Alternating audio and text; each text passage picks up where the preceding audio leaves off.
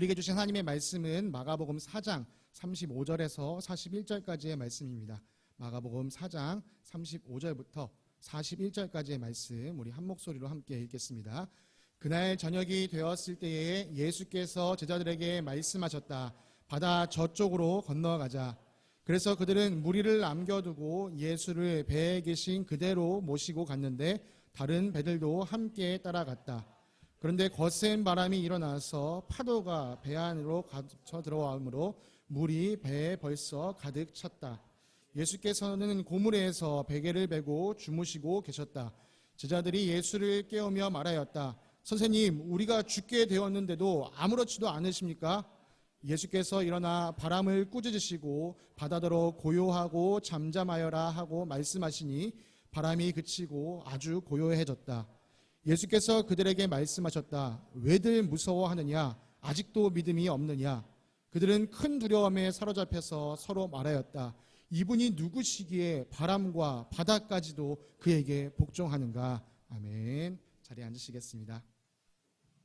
샬롬. 네, 주님의 평강이 사랑하는 성도님들의 삶에 가득하시기를 간절히 기도드립니다. 여러분, 지난 한 주간 마가복음 묵상 잘 하셨습니까? 저는 요즘 이 마가복음을 읽을 때마다 정말 이 새롭게 이 복음을 다시금 배워가고 있습니다.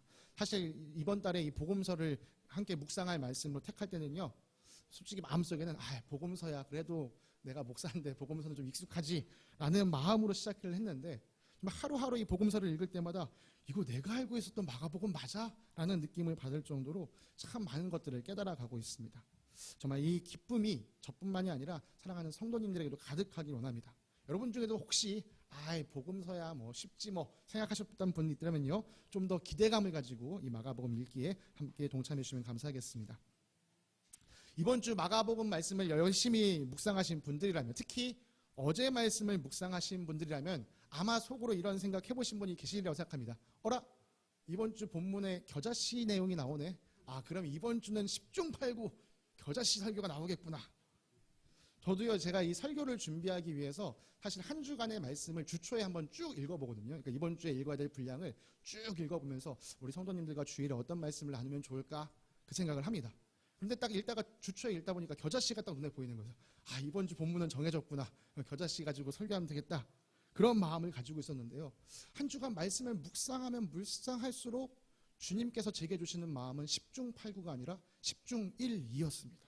그래서 오늘 여러분들과 함께 이 바다를, 거센 폭풍을 잠재워 오시는 예수님에 관한 본문을 함께 읽게 되었습니다.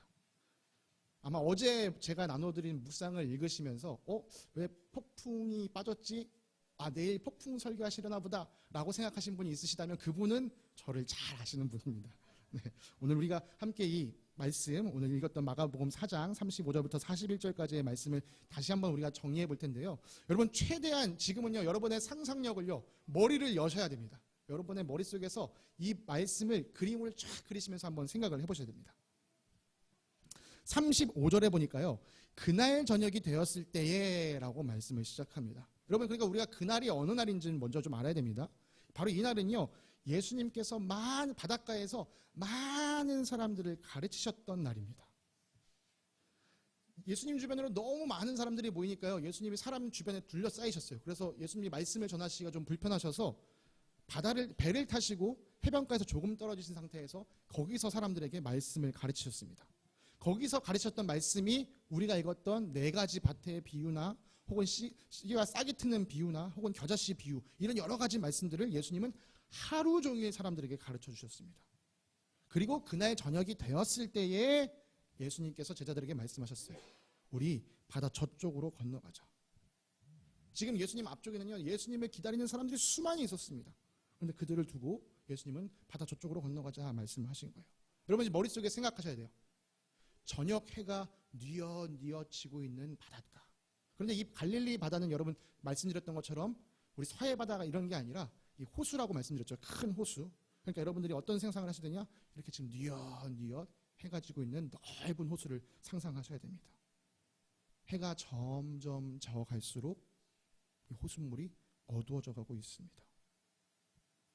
그 어두워져가는 호수를 향해서 예수님께서 우리가 건너가자 제자들에게 말씀하신 것이죠. 이어지는 이 5장 1절, 우리가 4장 끝을 읽었는데요. 이어지는 5장 1절을 보면은 거라사 지역으로 예수님이 가셨다. 그래서 예수님께서 우리 바다 저편으로 가자라고 하셨을 때는 거라사 지역으로 가자라고 말씀하신 것으로 우리가 추측이 됩니다. 예수님이 말씀하실 당시에는 이 가버나움이라는 곳에 계셨는데 우리가 가버나움에서 배를 타고 넘어가자 말씀하신 것이죠. 우리가 지도를 살펴보면요, 저 위에 빨간 점이 적혀 있는 데가 이제 가버나움으로 추정되는 곳이고, 이 직선으로 연결되어 있는 저곳이 이제 거라사 지역으로 우리가 추정되는 곳인데, 약 길이가 한 직선으로 한 8.56km 정도 되는 거리를 이제 배를 통해서 항해해서 나아가는 것이죠. 우리가 마가복음에서 이미 살펴봤듯이 최소한 예수님 제자 중에 4명은 어부라는 사실이 확실합니다. 그러니까 12명 중에 4명, 3분의 1이 어부였습니다. 그것도 이 사람들은 이 갈릴리 바다에서 물고기를 잡던 사람들이었습니다. 누구보다 이 갈릴리 바다를 잘 알고 있는 사람들이었죠. 우리가 생각하기에는 이 어두워지는 밤바다에서 항해하는 게 어렵지 않을까? 우리는 그렇게 생각할 수 있지만요, 이 누가복음을 살펴보면 이 베드로는요 이미 밤바다에서 조업을 했던 것으로 우리가 보여집니다. 오늘날 우리가 이제 동해바다 오징어 잡이하듯이 이렇게 전기불을 켜고 할 수는 없었겠지만, 그래도 이 사람들은 이 밤에도 이 항해를 했던 사람들입니다. 이 사람들에겐 이것이 일상이었습니다. 예수님은 그렇게 자신 앞에 있는 무리들을 남겨두고 다른 곳에 말씀을 전하기 위해 떠나가셨습니다. 여러분, 예수님 곁에 있었던 대부분의 사람들은 예수님의 말씀 때문에 모인 것이 아니라 예수님이 일으키시는 기적, 특별히 아픈 사람을 낫게 하시는 치유의 기적, 귀신을 쫓아주시는 축사의 기적을 바라보고 모였던 사람들입니다. 예수님이 배를 타고 떠나가시니까 사람들이 깜짝 놀랐어요. 예수님 떠나가신다. 어떤 사람들은요, 그래서 급하게 배를 타고 예수님과 함께, 다른 배를 타고 예수님과 함께 따라 나서기도 했었습니다. 자, 다시 한번 말씀드립니다. 이제는 머릿속에 어떤 걸 떠올리시는데요? 점점 뉘엿뉘엿 해가지고 있는데 배 여러 대가 쫙 지금 같이 가고 있는 모습을 여러분 떠올리셔야 됩니다. 그렇게 한참을 가고 있었는데 거센 바람이 불어치기 시작했습니다. 파도가 막 일렁일렁 되더니 배에 부딪혀서 팍 하고 물길이 치는데 그 물이 배 안으로 쫙 차들어오는 거예요.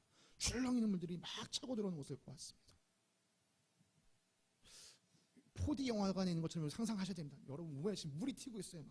막 지금 배 안으로 물이 들어와서 발목에 물이 찰랑찰랑 거리고 있는 상황입니다. 이런 상황에서도 이 배타랑인 어부들은 어떻게 해보려고 했었을 거예요. 애썼을 거예요. 그렇지만 이건 배타랑 어부에게도 난감한 상황이었습니다. 이들이 더 이상 도무지 어떻게 할 바가 없었어요. 예수님과 제자들이 탄 배뿐만이 아니라 그 주변에 있는 모든 배들이 이 어려움 가운데 있었습니다. 여러분, 이제 상상을 하셔야 돼요. 이 지금 밤바다, 폭풍이 치는 밤바다가 비명과 절규가 지금 채워져 있는 밤바다가 되어버렸습니다. 살려주세요. 그런데 놀랍게도 같은 시각 예수님은요, 고물에서 베개를 베고 주무시고 계셨다라고 성경은 기록합니다. 저도 배를 잘 아는 게 아니어서 고물이 어디지 설교를 준비하면서 찾아봤는데요, 이 배 뒷부분, 배의 그 후미를 우리가 고물이라고 부르고 배 앞부분을 이물이라고 부른다고 합니다. 그러니까 예수님은요, 이 배 뒤쪽에서 지금 골아 떨어지신 거예요. 왜요? 예수님이 지금 하루 종일 말씀 가르치시고 지금 피곤하셨거든요. 너무 피곤하셨거든요. 아까 말씀드린 것처럼 어부였던 제자들은요, 이 어려움을, 이 폭풍을 어떻게든 자기 힘으로 헤쳐나가다 더 이상 안 되는 것을 깨닫고 이제 예수님을 급히 깨웠습니다. 그런데 어떻게 예수님을 깨우죠? 선생님, 우리가 죽게 되었는데 아무렇지도 않으십니까? 그러자 예수님께서요, 주무시고 계시다가 제자들이 흔들어 깨우는 바람에 눈을 비비고 일어나셨어요.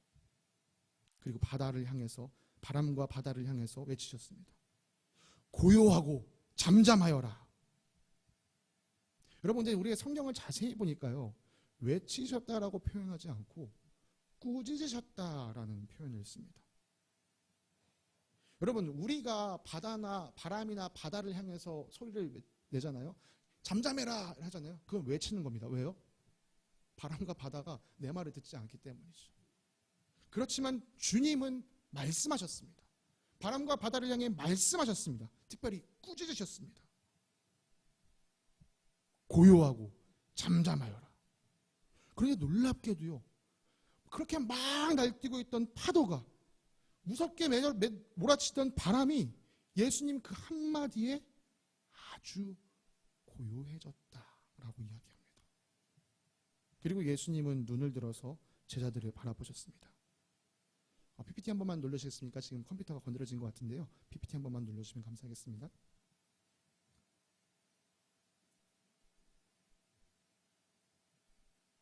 예수님께서 제자들을 돌아보시면서 말씀하셨어요. 왜 무서워하느냐? 아직도 믿음이 없느냐? 40절 말씀 띄워주시면 감사하겠습니다. 여러분, 제가 만약에 그 배 안에 있었더라면요, 참 진짜 어안이 벙벙했을 것 같아요. 여러분, 제자들은요 지금 물에 흠뻑 젖어 있는 생쥐고양처럼 되어 있습니다. 그런데 그 제자들을 향해서 당연히 무서울 수밖에 없었겠죠. 그런데 그 제자들을 향해서 왜 무서워하느냐? 아직도 믿음이 없느냐? 그 어안이 벙벙한 제자들이요 서로를 바라보면서 이런 말을 했습니다. 이분이 누구시기에 바람과 바다까지도 그에게 복종하는가? 아마도 이 순간이 제자들의 몸에는 온몸에 닭살이 돋지 않았을까요? 닭살이 돋은 것은 추운 밤바다에 젖었기 때문이 아니라 예수님이 보여주신 그 놀라운 기적에 대한 경외심 때문이었을 것입니다. 지금 자신들이 방금 전에 죽을 뻔했던 그 두려움보다 더 큰 경외심이 이 사람들의 마음을 휘어잡았습니다. 그 경외심은 예수님과 한 배에 탔던 제자들뿐만 아니라 주변에 있던 모든 사람들이 함께 느꼈을 것입니다. 다른 배에 탄 사람들도요 갑자기 멈추는 거 보고 깜짝 놀랐을 거예요. 참 이 밤바다는 경이로운 경험이 체험되어지는 밤바다였습니다. 자, 여러분 머릿속에서 잘 그림 그려보셨나요? 이제는 우리는 이 질문에 답해야만 합니다. 이분이 누구시기에 이런 일이 일어났는가? 예수님을 믿지 않는 사람들, 신앙이 없는 사람들이요 오늘 본문 이야기를 들으면 어떤 생각을 하게 될까요? 아마 대부분의 사람들은 이런 생각을 하게 될 것입니다. 무슨 말도 안 되는 소리하고 앉아있어. 어떻게 말 한마디에 바람이 멈추고 파도가 멈춘다는 거야. 그건 너무 허무맹랑한 이야기야. 그건 신화야. 아주 간혹 가다가 이렇게 말할 수도 있는 분이 있다고 생각합니다. 까마귀 날자 배 떨어진다고 그냥 멈출 때가 됐는데 예수님이 고요해라 잠잠해라 해지니까 그냥 거기에 때가 맞춰서 그런 거겠지. 아주 타이밍이 기가 막혔을 수도 있어. 그러면 여러분께 묻습니다. 여러분 오늘 본문을 읽으시면서 어떻게 생각하십니까? 여러분께서 이 본문의 내용을 어떻게 생각하시는지에 따라 지금 여러분이 예수님을 누구라고 고백하는지가 드러나게 되어 있습니다. 저는 이 일이 가감없이 있는 그대로의 일을 기록했다라고 믿습니다. 예수님께서 바람과 바다를 향해 명령하셨고 또 그 말씀에 따라 바람과 바다가 멈춰졌다고 믿습니다. 어떻게 그 일이 가능했을까요? 그 답은 아주 심플합니다. 예수님께서 창조주이시기 때문입니다. 요한복음 1장 1절부터 3절까지의 말씀입니다.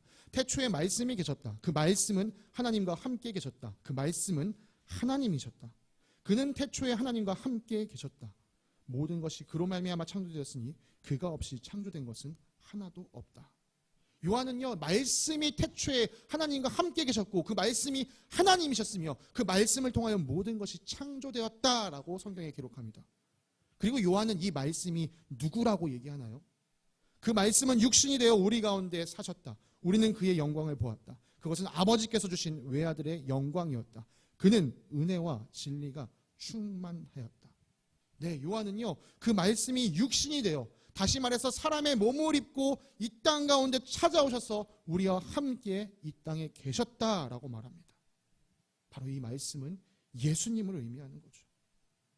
앞서 요한은요 말씀이 곧 하나님이라고도 말했습니다. 네, 그렇습니다. 우리 예수님은요 이 세상을 창조하신 삼위일체 하나님이십니다. 여러분 예수님께서 창조주시다라는 사실을 믿는 사람이 이 말씀을 읽기에는요 이거 너무 당연한 일입니다. 아니 당연하지.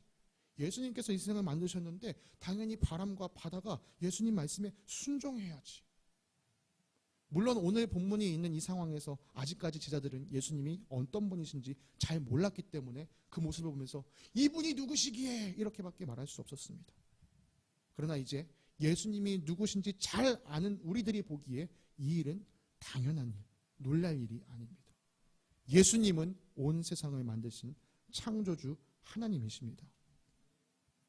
자, 그런데 방금 살핀 요한복음 말씀처럼요, 그 말씀이 육신이 되어 우리 가운데 계셨다라고 말합니다.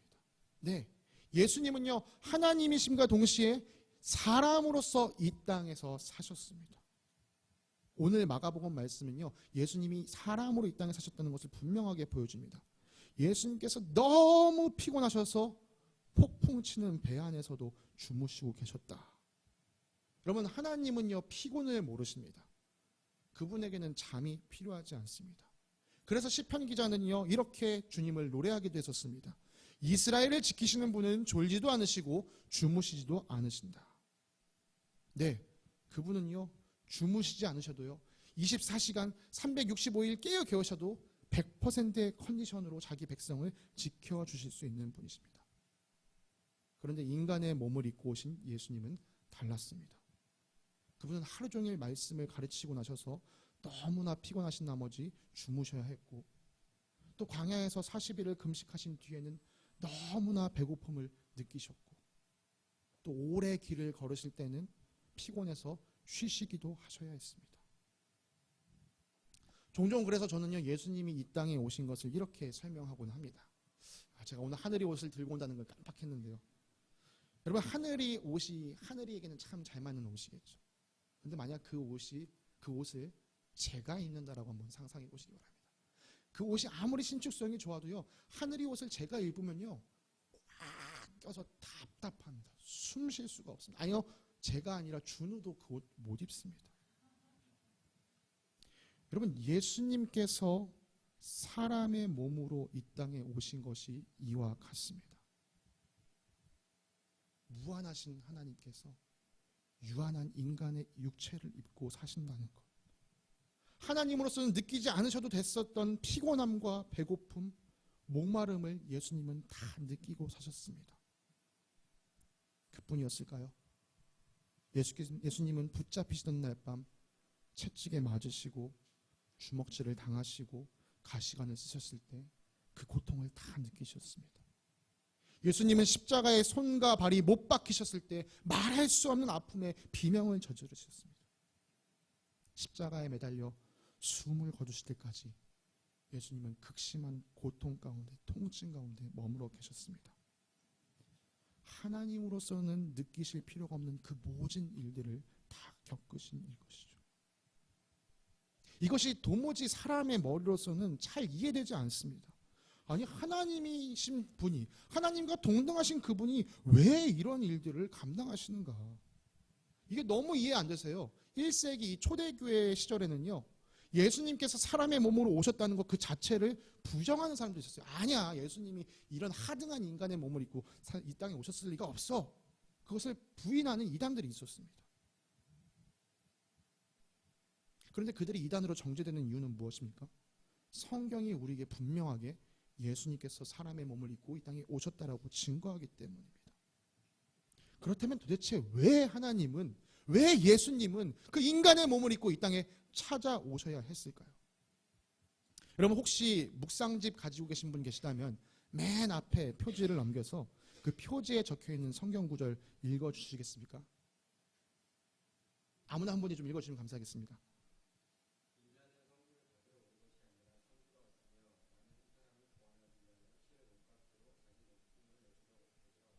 다 같이 함께 읽겠습니다. 시작. 인자는 섬김을 받으러 온 것이 아니라 섬기러 왔으며 많은 사람을 구원하기 위하여 치를 몸값으로 자기 목숨을 내주러 왔다. 아멘. 감사합니다. 네, 예수님께서 이 땅에 사람의 몸을 입고 오셨던 이유는 분명합니다. 예수님은 자신이 왜 이 땅에 오셨는지 분명히 알고 계셨습니다. 우리가 치러야 할 그 죄값, 우리가 도무지 감당할 수 없는 그 죄값을 대신 감당하기 위해 예수님은 이 땅에 오셨습니다. 바울은 이 모든 일에 관하여 빌립보서에 다음과 같이 정리합니다. 여러분 안에 이 마음을 품으십시오. 그것은 곧 그리스도 예수의 마음이기도 합니다. 그는 하나님의 모습을 지니셨으나 하나님과 동등함을 당연하게 생각하지 않으시고 오히려 자기를 비워서 종의 모습을 취하시고 사람과 같이 되셨습니다. 그는 사람의 모양으로 나타나셔서 자기를 낮추시고 죽기까지 순종하셨으니 곧 십자가에 죽기까지 하셨습니다. 그리고 예수님의 이 순종에 대해서 바울은 로마서라는 또 다른 편지에 이렇게 설명했습니다. 아담 한 사람의 범죄 때문에 그 한 사람으로 말미암아 죽음이 왕노릇하게 되었다면 넘치는 은혜와 의의 선물을 받는 사람들은 예수 그리스도 한 분으로 말미암아 생명 안에서 왕노릇하게 되리라는 것은 더욱더 확실합니다. 그러니 한 사람의 범죄 행위 때문에 모든 사람이 위조의 판결을 받았는데 이제는 한 사람의 의로운 행위 때문에 모든 사람이 의롭다는 인정을 받아서 생명을 얻게 되었습니다. 한 사람이 순종하지 않음으로 말미암아 많은 사람이 죄인으로 판정을 받았는데 이제는 한 사람이 순종함으로 말미암아 많은 사람이 의인으로 판정을 받을 것입니다. 여러분, 우리를 위해 자기 자신을 내어주신 예수 그리스도, 그분의 완전하신 순종으로 인하여 예수 그리스도의 죽음이 하나님께서 나를 대신하여 목숨값을 내어주신 사실을 믿는 사람들에게 생명이 주어지게 되었습니다. 여러분, 이것이 복음입니다.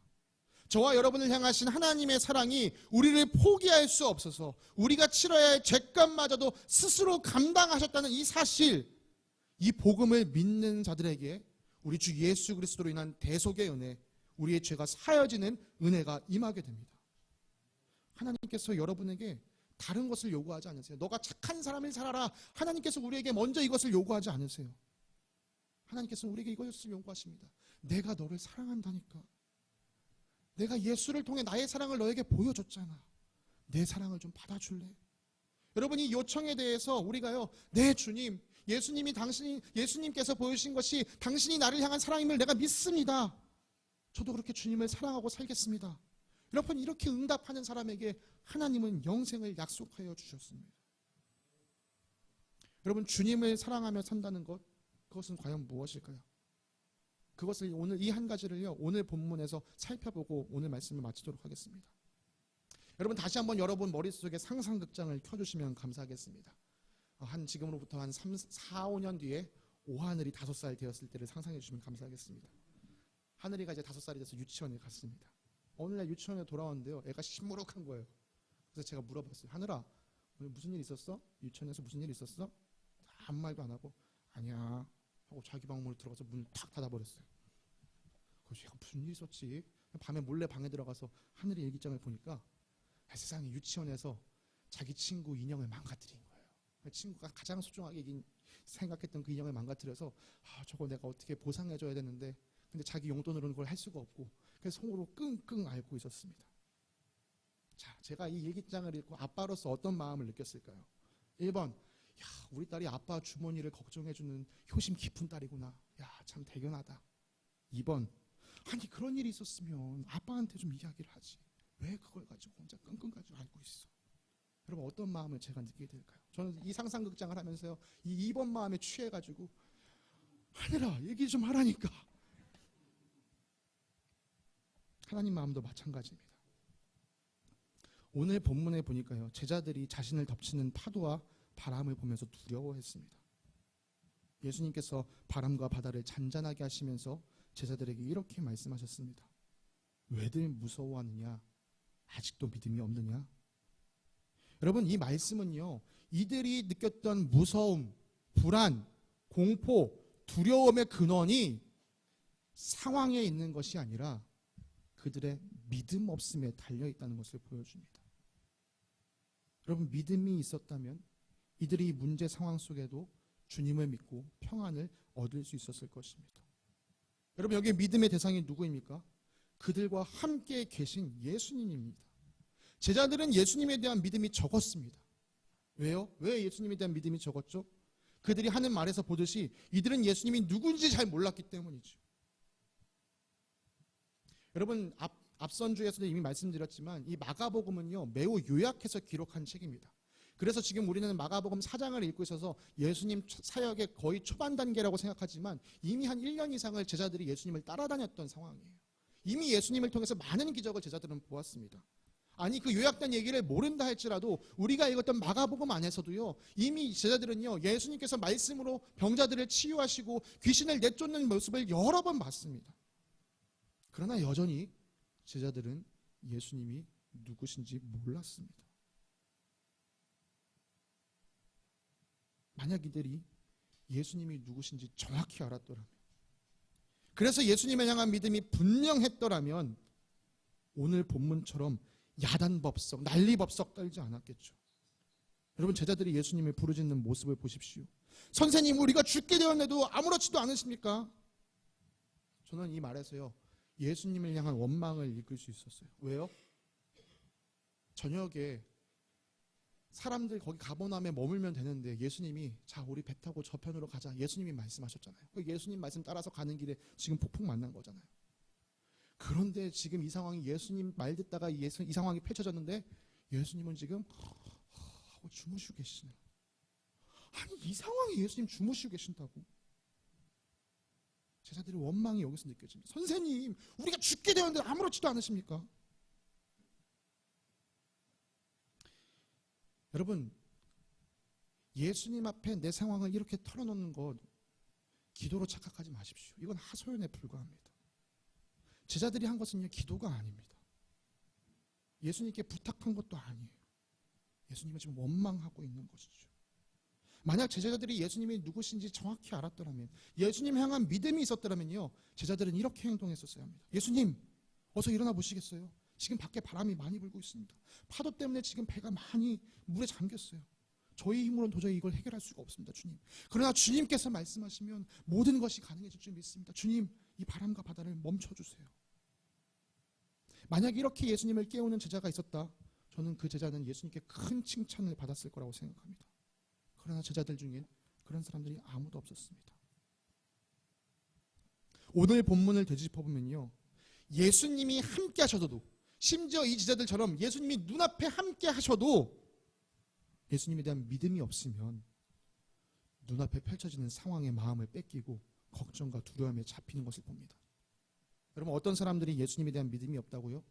그분이 누구신지 잘 알지 못하는 사람에게는 예수님에 대한 믿음이 적습니다. 그러므로 사랑하는 성도님들, 내가 지금 경험하고 있는 여러 가지 상황들, 특별히 이 문제 상황을 겪으실 때 내 마음 가운데 걱정과 근심과 두려움과 불안과 염려와 무서움이 내 마음을 지배하고 있다면, 여러분, 지금은 내 믿음을 점검해 볼 때입니다. 오늘 본문의 근거에서요, 예수님이 누구신지 다시금 나에게 선포할 때입니다. 여러분, 오늘 우리 본문 말씀을 통해서 우리는 두 가지를 확실히 알아야 합니다.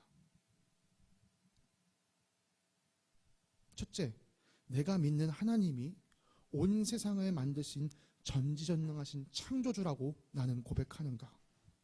둘째, 내가 믿고 있는 이 하나님이 나를 정말 사랑하셔서 이 세상에 찾아오신 구원자라고 믿고 있는가?